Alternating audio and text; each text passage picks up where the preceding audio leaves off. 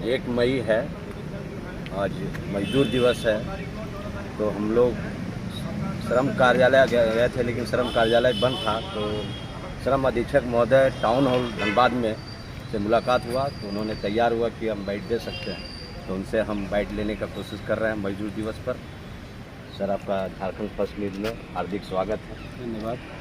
Sir, आपका क्या नाम है? रंजीत कुमार, सहायक श्रम आयुक्त धनबाद और साथ में श्रम अधीक्षक धनबाद 1 और 2। तो हम लोग आपके पास गए थे ऑफिस, शायद एक गाड़ी होने के कारण बंद है। हाँ, आज 1 मई है, मजदूर दिवस है। इस उपलक्ष्य में चूँकि सरकारी छुट्टी घोषित है, परंतु टाउन हॉल में माननीय अध्यक्ष झारखंड विधानसभा 11 बजे से आने वाले हैं यहाँ पर, और श्रमजीवी पत्रकार संघ धनबाद के द्वारा एक प्रोग्राम आयोजित किया गया है। उसी संबंध में हम लोग यहाँ पर ड्यूटी में हैं।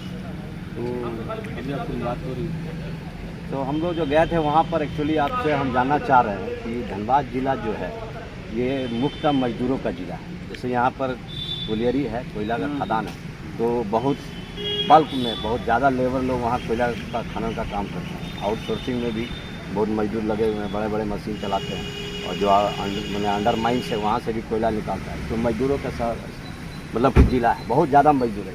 इसके अलावे यहाँ जो आप घूमते हैं धनबाद में बड़े बड़े भवन बन रहे हैं, तो उसमें भी मजदूर लगता है। यहाँ पर सीमेंट का भी प्लांट है, वहाँ भी सीमेंट बनाने का काम मजदूर करता है, ईंटा बनाने का मजदूर काम करता है। तो इस तरह के जो मजदूर हैं, असंगठित क्षेत्र के मजदूर खास करके, उनके लिए आपके पास क्या योजना है?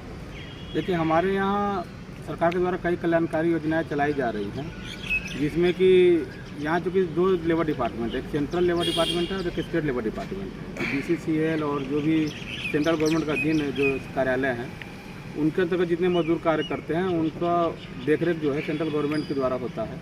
और स्टेट गवर्नमेंट बाकी जितने इंस्टीट्यूशन स्टेट गवर्नमेंट के अंतर्गत है, उसमें स्टेट गवर्नमेंट उनका मतलब ये उनके लिए मतलब कार्य करती है।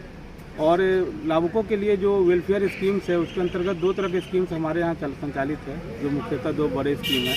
असंगठित मजदूर कर्मकार कल्याण योजना और भवन एवं अन्य स्वनिर्माण कर्मकार कल्याण योजना। जो बिल्डिंग कंस्ट्रक्शन से जुड़े मजदूर हैं उनको BOCW भवन निर्माण कर्मकार योजना का लाभ दिया जाता है, जिसके अंतर्गत उनको छात्रवृत्ति, मृत्यु होने पर उसके लिए 1 लाख रुपये तक का मुआवजा, अंत्येष्टि योजना, फिर उसके बाद सेफ्टी किट, कूली किट, ये सारा कुछ उनको दिया जाता है। और असंगठित मजदूर को जो निबंधन होता है उसमें उनको प्रसूति सहायता योजना, छात्रवृत्ति योजना, इन सब स्कीम्स का लाभ सरकार देती है।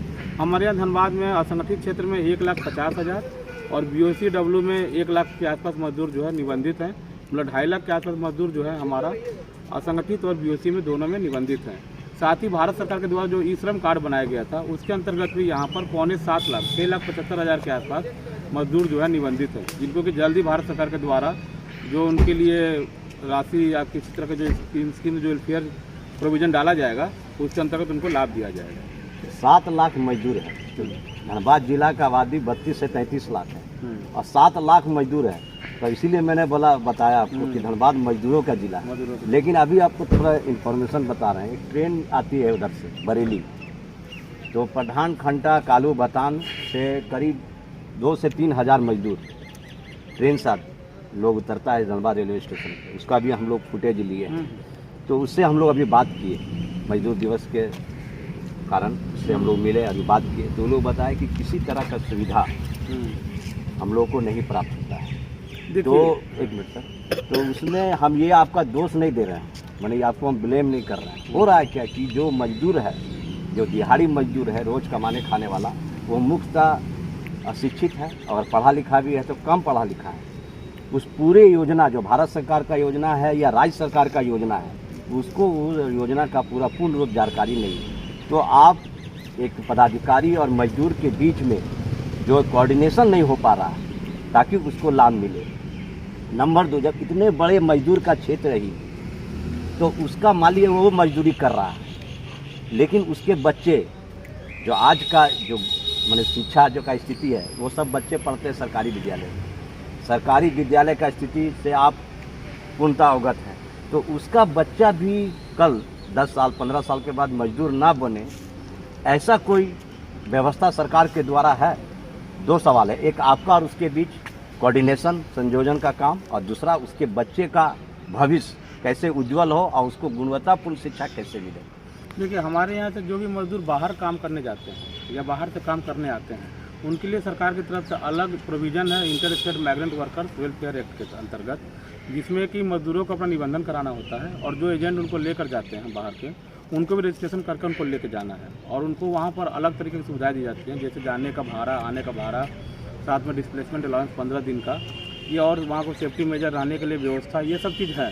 और अभी हमारे विभाग के द्वारा जो हमारे सेक्रेटरी सर है, उनके द्वारा ये इंस्ट्रक्शन दिया गया है कि आपको जितना ज़्यादा से ज़्यादा जो है इंस्पेक्शन करना है, और इंस्पेक्शन का रिपोर्ट भी आजकल जो है विभाग के द्वारा एक समुचित तरह से संकलित किया जा रहा है और देखा जा रहा है कि किस तरीक़े से हर जिला में हम लोग स्थिति को सुधार सकते हैं। तो इंस्पेक्शन के माध्यम से भी हम लोग आजकल ये जानकारी हो जा रहा है कि कितने लोग किस जगह पे बाहर के लोग काम कर रहे हैं, और उनको हम लोग प्रयास करें कि वो हमारे यहाँ निबंधित हो जाए, जिसके कारण कि उनको हम लोग सरकारी सुविधाओं का लाभ दे सकें। और जहाँ तक बच्चों के सवाल है पढ़ाई लिखाई का, तो हमारे यहाँ छात्रवृत्ति योजना है, जिसके अंतर्गत प्रयास यह है कि जितने भी निबंधित लाभुक हैं वो सभी आवेदन भरें और उनके बच्चों को जो भी स्कॉलरशिप का लाभ हम लोग दे रहे हैं, जैसे मान लीजिए 1 से 5 के बच्चों को 5,000 रुपया, 1 to 8 के बच्चों को 5,000, 9 से 12 के बच्चों को 10,000, ग्रेजुएशन PG करने वाले बच्चों को 20,000 और इंजीनियरिंग और मेडिकल करने वाले बच्चों को 50,000 तक का छात्रवृत्ति सुविधा दिया जाता है हमारे विभाग के द्वारा। तो जितने मजदूर हमारे यहाँ काम करते हैं और जो निबंधित मजदूर है, जैसे मैंने बताया कि 1,82,000 में निबंधित है, इस संख्या को ई श्रम से जोड़ा जा रहा है। तो ई श्रम से जब ये टैग हो जाएगा तो 6.5 से जो 7 लाख हमने बताया मजदूर का, तो वो सारे मजदूर इसके लिए एलिजिबल हो जाएंगे इन सभी लाभों को लेने के लिए।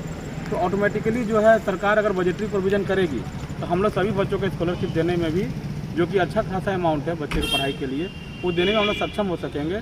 तो बच्चों का एक पढ़ाई के प्रति एक जागरूकता भी रहेगा और एक उज्जवल भविष्य का भी हम लोग कामना कर सकते हैं। तो इस तरह का जो आप बताया ये स्कीम अभी तक कितने लोगों को डिलीवर हुआ धनबाद जिला में? देखिए, हमारे यहाँ जितना भी सरकार के द्वारा जितना भी फंड आता है, जैसे पिछले साल में हमारे पास 4 करोड़ का फंड आया था स्कॉलरशिप के लिए, और हमने 4 करोड़ जो है वो डिस्ट्रीब्यूट कर दिया है। तो मुझे लगता है पूरा मिला के 4,500 से 5,000 फैमिली को ये स्कॉलरशिप का लाभ गया। तो 7.5 लाख मजदूर है, तो 7.5 लाख मजदूर में आप कितना बताएं? 4,500 से 5,000 के बाद कितना परसेंट हुआ सर? देखिए, मैं तो वही बोला, जितना बजटरी प्रोविज़न हमारे पास रहेगा, अगर हमें सिर्फ 4 करोड़ रुपया दिया गया तो 4 करोड़ रुपया तो हमने खर्च कर दिया। आपसे हमारा कोई शिकायत नहीं है, हाँ। लेकिन आप खुद बोल रहे हैं कि 7.5 लाख मजदूर एटलीस्ट रजिस्टर्ड है आपके पंजीयन में, आपके पंजी में पंजीकृत है 7.5 लाख, और उसमें आप दे रहे हैं 4,000, तो कितना 2% में नहीं हो रहा? 2% में नहीं हो रहा, वो तो तो हम चाहेंगे यही कि आप अपने जो आपका कलम का ताकत है, आप पदाधिकारी है, तो सरकार को लिखे, भारत सरकार को, राज्य सरकार को, ये धनबाद जिला, एक मिनट सर, धनबाद जिला जो है मजदूर का जिला है। स्पष्ट हो गया, 7 लाख फैमिली मतलब 3.5 करोड़, अगर 5 का एवरेज लेते हैं तो 3.5 करोड़ लोग मजदूरी का जीवन जी रहा है।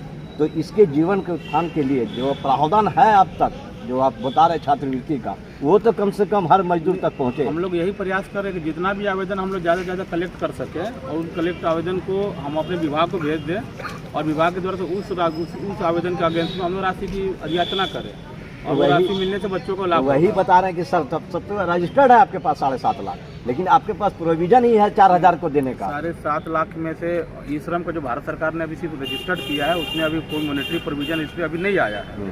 जो हमारे यहाँ 1 लाख रजिस्टर्ड है BOC में, और असंगठित में जो 1.5 लाख है, अभी हम लोग उनको सहायता दे रहे हैं, और उसमें भी हम लोग प्रयासरत है कि सारे लोगों को हम लोग जोड़ सकें, क्योंकि मैन पावर की बहुत ज़्यादा एक्यूट शॉर्टेज है हमारे यहाँ। तो ये भी एक हमारे स्कीम को कम्प्लीटली फुली इम्प्लीमेंट करने में यह भी एक वही तो हम सर आपको एक बार बोले कि आपका और मजदूर के बीच संयोजन नहीं हो रहा है। जो भी उसको तो अवेयर, जो उसकी जागरूकता है मजदूरों की टाइम टू टाइम कि ये स्कीम है, आप इस स्कीम में आइए, ये योजना के अंतर्गत आइए तो आपको ये लाभ होगा।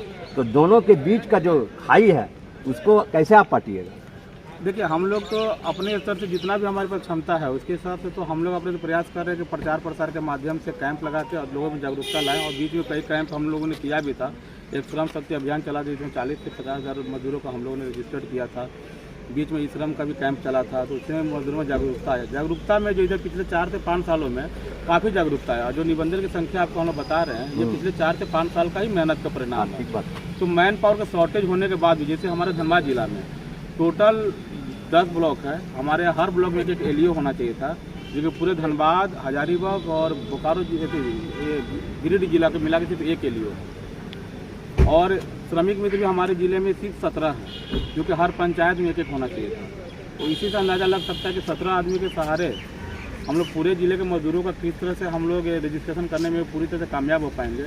क्योंकि ये प्रोसेस जब ऑनलाइन हो गई है, लेकिन ऑनलाइन में भी तो मजदूरों का खर्च लगता है और मजदूर इतना जागरूक नहीं है कि हर आवेदन लेकर प्रज्ञा केंद्र पर जा सके। तो थोड़ा समय लग रहा, लेकिन यह है कि पहले के मुकाबले काफ़ी इम्प्रूवमेंट है हम लोग में। और जितना भी रजिस्ट्रेशन की संख्या का इजाफा हुआ पिछले 4 से 5 साल का मेहनत के रिजल्ट है। तो हम लोग उम्मीद करेंगे कि आगे हम लोग जब ई श्रम से जुड़ जाएगा, बजटीय प्रोविजन हम लोग सरकार दे देगी, हम लोग और पूरे मजदूरों का लाभ देने में सक्षम हो सकेंगे। अच्छा, इसके अलावा सर जैसे कि आप बोले तो इसको आप एनजीओ या सोशल जो वर्कर हैं उसको आप कहीं नहीं माने ये जो बीच का जो खाई उसको पाटने का काम करते हैं, हायर करिए मतलब एनजीओ को। ये एनजीओ को हायर करने, एनजीओ को हम लोगों ने कई जगह इंगेज किया भी था। जब मैं पहले जिस जिले में था वहाँ एनजीओ के माध्यम से भी हम लोग उनको मतलब हम लोग उनको अपना डाटा दे देते थे। अब जाके उनको ये गांव में भी जाके कीजिए, सब कुछ हमको उनको लाइनअप करते थे। यहाँ भी वैसा नहीं है कि एनजीओ को मना किया गया, वो सारे लोग को जागरूक हैं। जैसे आपका डालसा का है, डालसा के भी लोग जो हैं पीएलबी, वो लोग भी यहाँ पे कुछ लोग काम करते हैं। तो ऐसा नहीं है कि काम तो लोग कर रहे हैं जमीनी स्तर पे, तभी संख्या को बढ़ाने में हम लोग इतना मतलब सक्षम हो पाए हैं।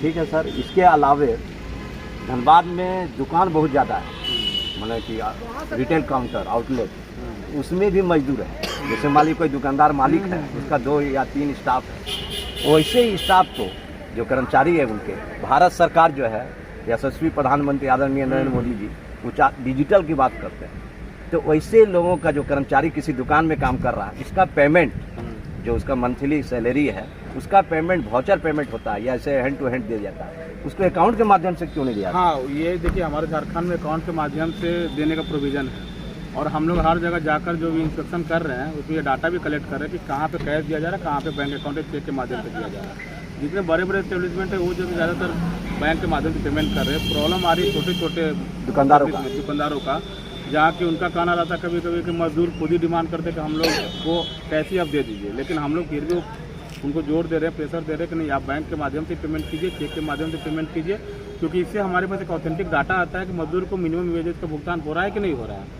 तो इसके लिए भी हम लोग इंस्पेक्शन में ये भी चीज़ हम लोग नोट कर रहे हैं और हम लोग जितने भी एस्टेब्लिशमेंट हैं उनको भी लेटर भेज रहे हैं। जैसे अभी बोनस को लेके, ग्रेचुटी को लेके, ठीक है, और maternity benefit, minimum wages, payment of wages, सबके लिए हर एस्टेब्लिशमेंट में जा रहा है, चाहे यहाँ स्कूल हो, हॉस्पिटल हो, सब में हमने देना शुरू कर दिया है। और मुझे लगता है कि कुछ अगले 2-3 महीना में आपको इसका रिजल्ट भी दिखने लगेगा।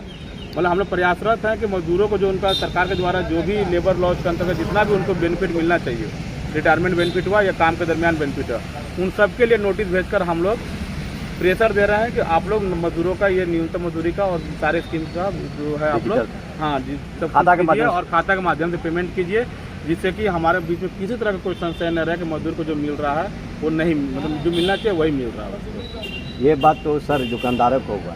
धनबाद में अब देखेंगे कि यहाँ पर अपराध बहुत ज़्यादा है, क्राइम होता है। अब देखें ये आपका से जुड़ा हुआ मामला नहीं है, फिर भी हम आपसे पूछ रहे हैं, हल्का फुल्का से जुड़ा हुआ भी है। जैसे जो यहाँ लोडिंग पॉइंट है, BCCL जो है आउटसोर्सिंग के माध्यम से कोयला उत्खनन करती है, सरफेस पे रखती है। फिर जो रोड सेल होता है, जो कोयला बाहर जाता है रोड के माध्यम होता है, जो मजदूर कोयला लोड करता है, उसका भी पेमेंट डिजिटल क्यों नहीं होता है? एक मिनट सर, डिजिटल पेमेंट नहीं, मतलब कि उसका भी अगर अकाउंट में पेमेंट होगा तो 50% अपराध धनबाद में रुक जाएगा। कैसे कि वही मतलब कि जो मजदूर है, उस मजदूर के द्वारा जो वहाँ के स्थानीय छोटे मोटे रंगबाज या नेता टाइप के लोग हैं उसका वो शोषण करते हैं, और जो मजदूरी पेमेंट करता है व्यापारी लोग जो कोयला उठाव करता है उसका वो भया दोहन करते हैं। तो अगर वो अकाउंट में पेमेंट होगा तो आधा विधि व्यवस्था जो क्राइम है धनबाद का, खास करके कोलियरी क्षेत्रों में और लोडिंग पॉइंट में, वो समाप्त हो जाएगा। इस पर आपका ध्यान है कि नहीं? नहीं, इस पर भी ध्यान है।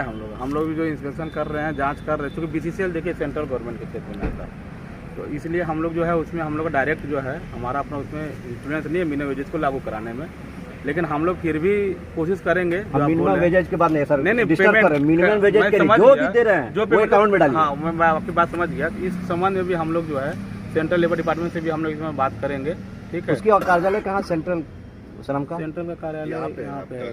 क्या कि हम लोग इसके बारे में बात करेंगे उनके द्वारा कि वहाँ भी पेमेंट जो है डिजिटल कराया जाए। और स्टेट गवर्नमेंट के अंतर्गत जितने भी हमारे प्रतिष्ठान है वहाँ तो हम लोग कोशिश कर ही रहे हैं। जैसे अभी मैं इलेक्ट्रिसिटी डिपार्टमेंट में जितने भी लोग काम कर रहे हैं, उसके अलावा आपका जितने भी लोग ये आपका रैक जो होता है जो अनाज वाला जो है, हाँ, उस डिपार्टमेंट FCI में उसमें भी मैंने प्रयास किया है कि सबको पेमेंट जाएगा और हो सकता है कि 2-3 महीने में लागू भी हो जाए। ये सारे जितने लोग काम कर रहे हैं सबको आपको पेमेंट करना है, ऑनलाइन ही पेमेंट करना है, डिजिटल पेमेंट ही करना है। तो प्रयासरत हम लोग अपने स्तर से हैं। समस्या बहुत गंभीर है धनबाद में, ठीक है, लेकिन इसको सॉर्ट आउट करने में थोड़ा समय लगेगा, लेकिन हम लोग प्रयासरत हैं इसके लिए। ठीक है, इसके लिए सर आपका बहुत बहुत धन्यवाद। कम से कम अब जो परिस्थिति है, जो सच्चाई है, उसको आप स्वीकार कर रहे हैं। जब स्वीकार कीजिएगा तो इसका निराकरण आपके द्वारा संभव होगा, हम ऐसा उम्मीद रखते हैं। नहीं, हम लोग पूरा प्रयास करेंगे कि हम लोग अपने तरफ से मजदूरों को किसी भी तरह का अहित ना होने दें। इसके लिए हम लोग अपनी तरफ से पूरा प्रयास करते रहेंगे। धन्यवाद।